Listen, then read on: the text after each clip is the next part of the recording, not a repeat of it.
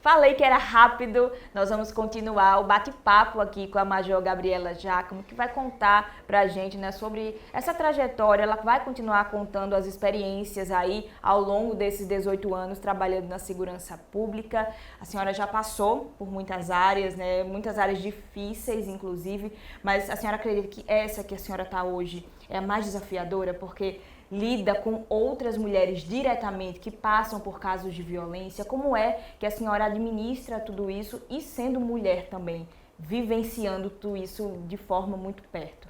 Sem dúvida, essa é a mais desafiadora, porque nós lidamos com situações de violência doméstica gravíssimas, nós lidamos com outras mulheres que estão protagonizando a história delas. Então, o que é que eu quero dizer com isso?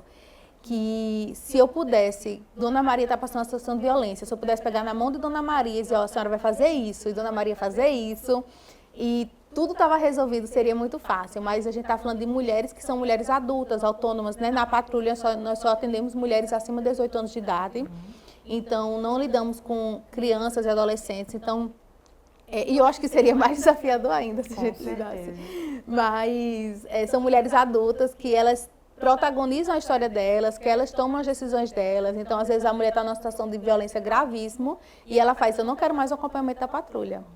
E a gente fica desesperada. Faz, né? E aí desliga ela, porque só é acompanhada na Patrulha Maria da Penha se quiser o acompanhamento. A gente precisa ter o engajamento daquela mulher. Porque a mulher, ela precisa entender a situação de violência que ela está vivendo, o que não é tão fácil, porque de uma forma geral, as mulheres acreditam que aquele agressor, por mais que ele tenha sido violento com ela, mas ele é o pai dos filhos dela, ele não vai matá-la. Elas não acreditam, senão, se as mulheres acreditassem realmente que os agressores fossem matá-la, a gente não teria tantas mulheres mortas, porque elas de certa forma, existe um crédito que se dá àquele agressor. Uma confiança. Um exemplo disso é aquela juíza, acho que do Rio de Janeiro, que tinha uma medida protetiva. Ela tinha escolta, tinha segurança, porque era uma juíza.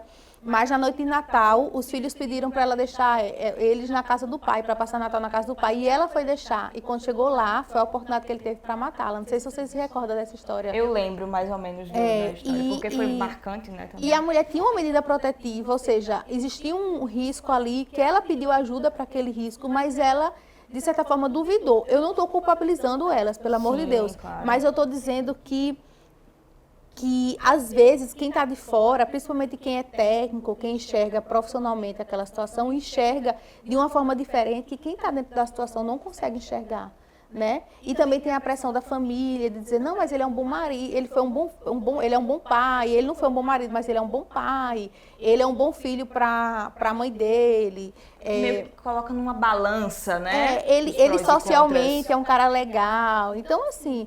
Você não vai acreditar que aquele cara vai cometer um feminicídio, por exemplo, mas ele vai cometer. Ou até outras violências, mesmo que não cometa feminicídio, porque, claro que se a mulher passa por novas violências, isso me afeta e eu não gostaria que ela passasse por novas violências. Então,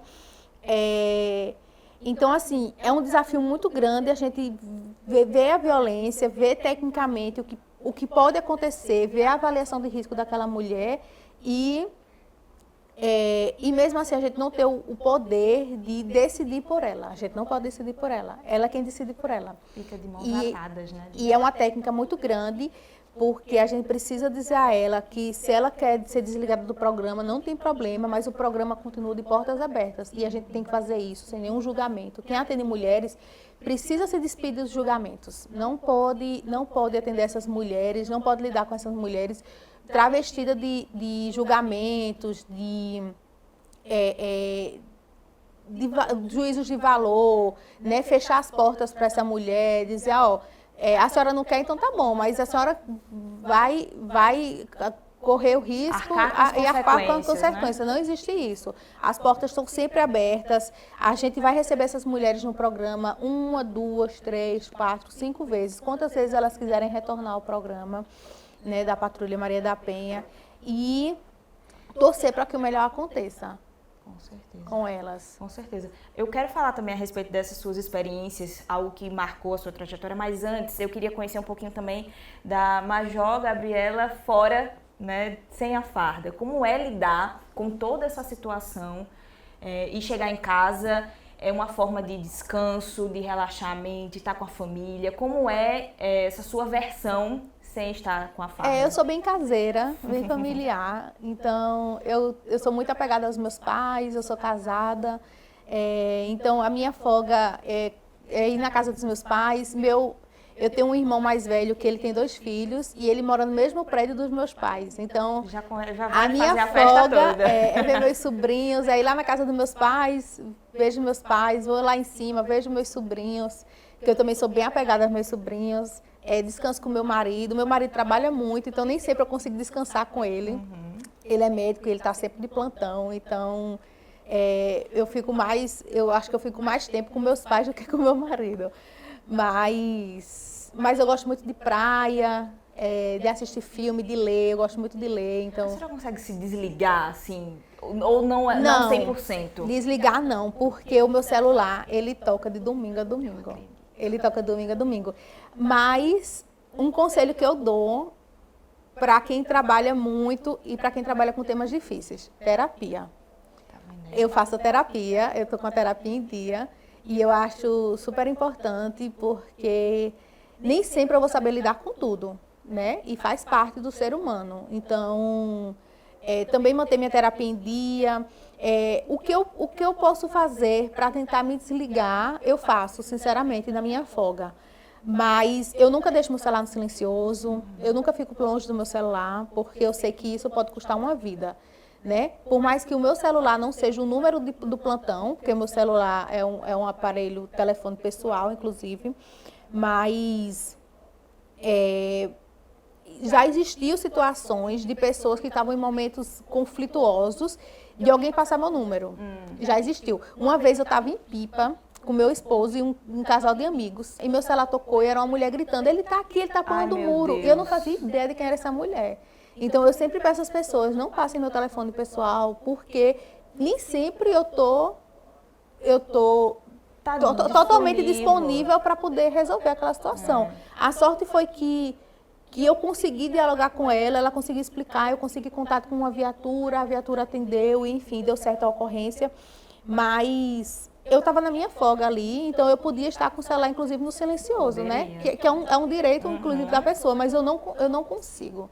Eu não consigo, porque eu posso estar com o meu celular ligado o dia inteiro e não tocar uma vez. Se eu ficar afastada do celular, quando eu vejo, eu tenho 300 mensagens e ligações. Imagina, aproveitando até essa comparação, né, da vida pessoal com a vida profissional, pegando esse gancho, inclusive, do que a senhora falou, de experiências, teve alguma história, alguma situação que lhe marcou, não só necessariamente relacionado à patrulha, mas acredito que pode ter mais impactado, né, porque a senhora lida diretamente com esse caso, mas ao longo da sua trajetória, algum fato que chamou a atenção, que a senhora nunca vai esquecer? Eu tenho algumas histórias, né? São 18 anos e eu trabalhei um tempo na rua. Existem 2 histórias em Patos, inclusive, quando na época eu era aspirante em Patos, que me marcaram muito. Uma foi uma prisão, uma operação que teve, e foram pegos algumas pessoas que eram envolvidas com tráfico de drogas, e entre essas pessoas tinham 2 mulheres.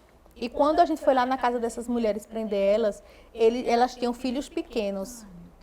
Então, a mulher estava sendo presa e ela gritando pela vizinha: fulana, eu estou sendo presa, olha aí meus meninos. E óbvio que a gente não ia deixar com a vizinha, né? A gente acionou o conselho tutelar, mas eu não me recordo assim os detalhes, mas eu lembro que era uma situação muito precária. As crianças estavam numa situação muito precária.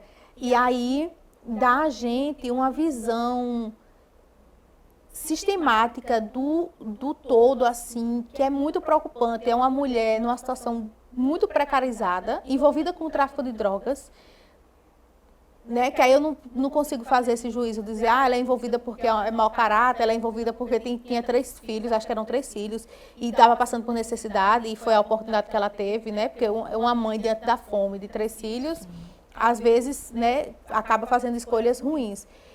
E foi bem dolorido, assim, porque a vontade que dava era dizer, gente, não vamos prender essa mulher. Pelo amor de Deus, olha essas crianças. Me deu um desespero. Tinha uma criancinha, assim, de menos de 1 ano de idade numa rede, sabe? Um bebezinho. E eu fiquei, eu lembro, eu era aspirante, eu tinha 21 anos de idade e 22. E eu lembro que eu fiquei assim, meu Deus, o que vai ser dessas crianças? Eu fiquei aquilo foi super desgastante para mim, aquela prisão. E aí a gente deixa nas mãos do Conselho Tutelar, tem um abrigamento, ou tem ainda, não sei, lá em Patos, para crianças nessa situação. E eu lembro que o Conselho encaminhou essas crianças para esse abrigamento, até achar alguém da família, ou alguém que pudesse ficar responsável. Mas foi bem complicado. E também outra ocorrência com crianças que também eram 3 crianças, por coincidência. Era uma menininha de uns 7 anos, outra de 4 anos e uma de 2 anos. Essa era uma escadinha. E a mãe abandonou elas. Deixou elas num barraco, fechada, com um pote de feijão e arroz feito, uma panela assim no chão. E foi embora. E foi embora e deixou essas crianças lá. Também não sei em que condições essa mãe foi embora, o porquê ela foi embora, qual a motivação dela. Mas os vizinhos chamaram, depois de alguns dias, eu acho, os vizinhos chamaram a polícia, as crianças estavam bem sujas. E elas estavam com bastante fome, porque já tinham comido a panela quase toda de feijão e arroz que a mãe deixou. E eu lembro que enquanto eu esperava o Conselho Tutelar, eu fui na padaria, comprei coxinha, comprei suco, né? Aí dei para as crianças. E eu fiquei assim super sensibilizada. Me dá vontade até de chorar assim, quando eu lembro da situação das crianças, sabe? E a gente foi com o Conselho Tutelar atrás do pai delas. Eu lembro que achou o pai delas, mas eu não lembro se o pai podia ficar com elas, eu não lembro qual era a situação.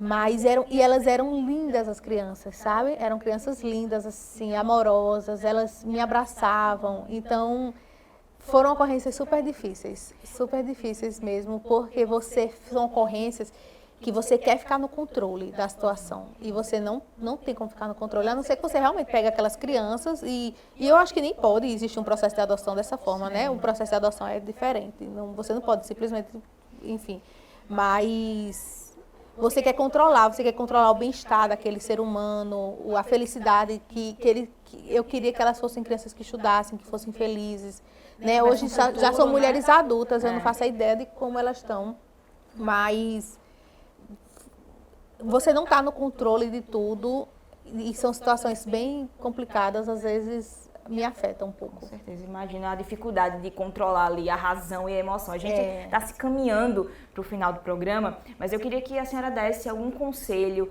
para as meninas, para as mulheres que querem ingressar nessa área da segurança pública, da polícia militar. Qual o conselho que a senhora dá para elas, que eu imagino que vocês viram, né, que é uma trajetória bem longa e bem complicada, mas que no final vale a pena porque está lidando com vidas. Isso. É que elas se preparem fisicamente. A Polícia Militar é uma instituição que fisicamente a gente precisa estar preparado, porque a gente vai lidar